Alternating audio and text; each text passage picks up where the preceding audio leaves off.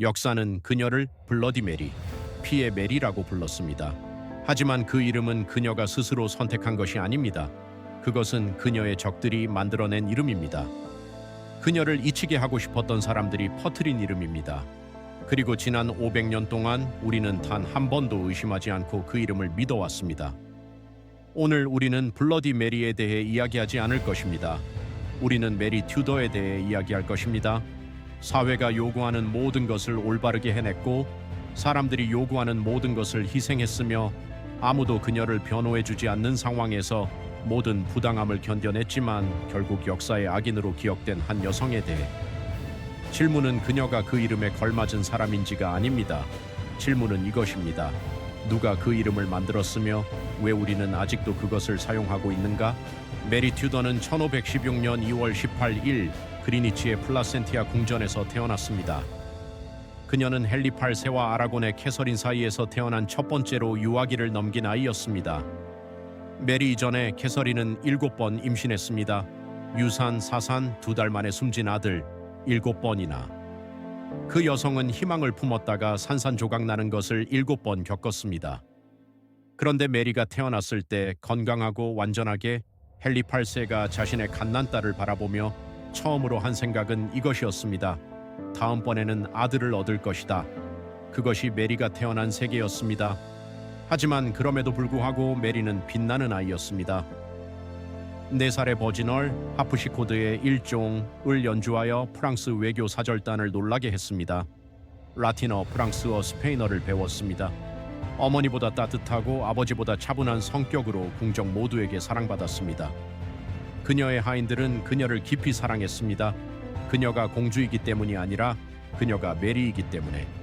하지만 헨리 8세는 딸을 그런 시선으로 보지 않았습니다. 그에게 메리는 정치적 도구였습니다. 그리고 그는 그녀가 글을 읽기도 전부터 그녀를 이용하기 시작했습니다. 2살 반 프랑스 왕세자와 약혼했습니다. 3년 후 파혼, 그런 다음 스페인의 찰스 5세에게 약속되었습니다. 그녀보다 22살 연상인 남성, 또 파혼, 그런 다음 또 다른 사람, 또 파혼, 또 다른 사람. 메리는 끝없는 반복 속에서 자랐습니다. 소개되고 평가되고 가격이 매겨지고 더 이상 쓸모가 없으면 돌려보내지는. 그녀는 사람이 아니었습니다. 그녀는 체스말이었습니다. 나레이터, 제가 가장 마음 아프게 느끼는 것은 파혼들이 아닙니다. 메리가 그 모든 것을 불평 한마디 없이 받아들였다는 사실입니다. 그녀는 그것이 의무라고 배웠습니다. 한 여성은 비록 공주라 할지라도 자신의 자리를 알아야 하고 자신의 가치가 다른 무언가를 얻기 위해 교환될 수 있는 것에 있다는 것을. 저는 스스로에게 묻습니다. 우리 중 얼마나 많은 사람들이 그 교훈의 어떤 버전을 안고 살아가고 있을까요? 1522년 한 여성이 영국 궁정에 들어와 모든 것을 바꿔놓았습니다. 앤 볼린, 젊고 총명하며 프랑스에서 교육받았습니다. 그녀는 궁정의 다른 어떤 여성과도 달랐습니다. 그리고 몇 년 후 그녀는 헨리 8세의 눈길을 사로잡았습니다. 메리는 그때 15살이었습니다. 그리고 앞으로 일어날 일에 전혀 준비되어 있지 않았습니다. 몇 달이 지나면서 메리는 아버지가 어머니에게서 점점 멀어지는 것을 지켜봤습니다. 그녀는 어머니를 덜 자주 만났습니다. 그런 다음 어머니가 아픈 때조차 어머니와의 만남이 완전히 금지되었습니다. 웨일스 공주라는 칭호가 박탈되었습니다. 그녀는 사생아 왕의 딸 레이디 메리가 되었습니다. 그녀의 가솔이 해산되었습니다. 어릴 때부터 그녀를 돌봐온 사람들이 쫓겨났습니다. 그녀가 4살 때부터 그녀를 양육했던, 사실상 두 번째 어머니였던 솔즈베리 백작부인 마가렛 폴도 쫓겨났습니다. 그리고 그녀는 공주로 인정할 수도 없는 갓난 이복 동생 엘리자베스의 가솔에서 살도록 보내졌습니다. 1536년 1월 아라곤의 캐서린이 세상을 떠났습니다. 그녀의 마지막 행동 중 하나는 헨리에게 편지를 쓰는 것이었습니다. 불멸의 영혼을 생각하고 무엇보다 딸 메리에게 좋은 아버지가 되어달라고 간청하는. 헨리는 전혀 귀를 기울이지 않았습니다. 메리는 어머니가 임종할 때 곁에 있을 수 없었습니다. 작별 인사를 할 수 없었습니다. 마지막 얼굴을 볼 수 없었습니다. 몇 달 후 앤 볼린이 처형되었습니다. 간통과 반역죄로, 거의 완전히 조작된 증거를 기반으로. 메리는 분명 어느 정도 안도감을 느꼈을 것입니다. 그녀는 토마스 크로멜에게 편지를 써서 자신의 지위를 회복할 수 있는지 물었습니다. 헨리의 대답은 최후 통첩이었습니다. 부모의 결혼이 불법이고 근친 상간이었다는 것을 인정하는 문서에 서명하라. 자신이 사생아라는 것을 인정하라. 헨리 8세가 교황이 아닌 영국 교회의 수장임을 인정하라. 서명하지 않으면 돌아갈 길은 없다. 메리는 20살이었습니다. 완전히 혼자였습니다. 어머니도 보호자도 자신의 편도 없이 그녀는 서명했습니다. 나레이터 이 부분을 읽을 때마다 저는 멈춥니다. 그녀가 서명했기 때문이 아니라 왜 서명했는지 이해하기 때문에. 그녀는 그 문서의 내용을 믿어서 서명한 것이 아닙니다. 지쳐서 서명한 것입니다. 단 한 번이라도 아버지의 딸이 되고 싶어서. 받아들여지고 어딘가에 속하고 싶다는 욕구, 그것은 너무나 인간적인 욕구입니다. 하지만 그녀가 치러야 했던 대가는 어머니를 부정하고 자신의 신앙을 부정하고 옳다고 알고 있는 모든 것을 부정하는 것이었습니다. 그리고 그 문서의 그림자는 평생 그녀를 따라다녔습니다. 1553년 7월 6일 메리의 이복 남동생 에드워드 6세, 영국의 왕, 가 결핵으로 15세의 세상을 떠났습니다. 메리는 이것이 자신의 순간임을 알았습니다. 평생 기다려왔습니다. 하지만 에드워드는 죽기 전에 그녀를 계승 명단에서 제외했습니다. 대신 레이디 제인 그레이 16살 소녀를 왕위에 지명했습니다. 유일한 목적은 메리가 가톨릭을 복원하는 것을 막기 위해. 메리는 당황하지 않았습니다. 외국의 도움을 구하지도 않았습니다. 기다리지도 않았습니다. 그녀는 이스트 앵글리아로 도망쳤습니다. 자신의 영지 가톨릭 신자들이 많이 살고 그녀를 위해 싸울 준비가 된 사람들이 있는 곳. 7월 12일 제인이 여왕으로 선포된 지 이틀 후 메리는 프렘린검 성에서 세력을 집결했습니다. 9일 후 추밀원이 메리를 지지하는 선언을 했습니다. 제인 그레이는 폐위되었습니다. 피 한 방울 흘리지 않고. 8월 3일 메리는 런던의 승리자로 입성했습니다. 그녀는 영국 역사에서 합법적으로 인정받은 최초의 여왕이었습니다. 37살. 그녀가 겪어온 모든 것을 지나고 나서 초기 통치는 희망적이었습니다. 그녀는 화폐를 안정시키고 아버지와 남동생의 빚을 갚고 물가를 3분의 1로 낮췄습니다. 처음에는 시민들에게 가톨릭을 강요하지 않겠다고 선언했습니다. 종이에 서명하게 한다고 해서 마음까지 바꿀 수 없다는 것을 그녀는 직접 경험했기 때문입니다. 하지만 사방에서 압박이 밀려왔습니다. 그녀는 후계자가 필요했습니다. 37살 미혼 남편도 아들도 없는 여왕은 임시 여왕일 뿐이라는 세상에서 그녀는 스페인의 필립 2세를 선택했습니다.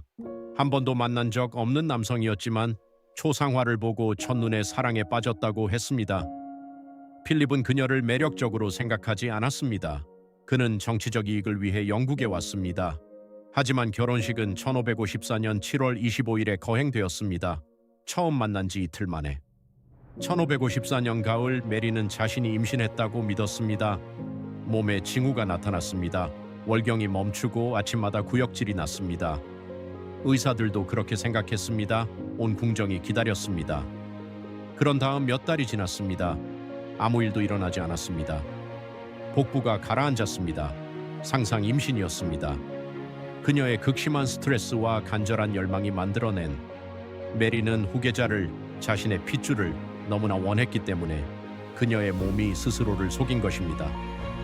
필립은 그 후 얼마 지나지 않아 저지대 국가에서 군대를 지휘하기 위해 떠났습니다. 그 사건에 대해 그도 당황스러워하며 메리는 작별 인사를 나눌 때 평정심을 유지했습니다. 하지만 필립이 떠나자마자 그녀는 방 안에서 무너졌습니다. 혼자 아무도 보지 않는 곳에서 눈물을 흘리며.